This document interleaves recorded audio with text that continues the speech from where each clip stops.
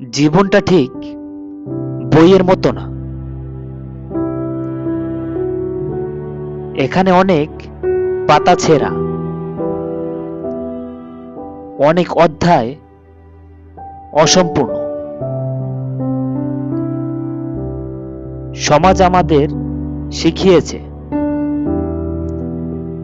হাসতে হাসতে কষ্ট লুকাতে, ভিড়ের মাঝে দাঁড়িয়ে নিজেকে অদৃশ্য রাখতে। সবাই বলে ঠিক আছে তো, কিন্তু কেউ শুনে না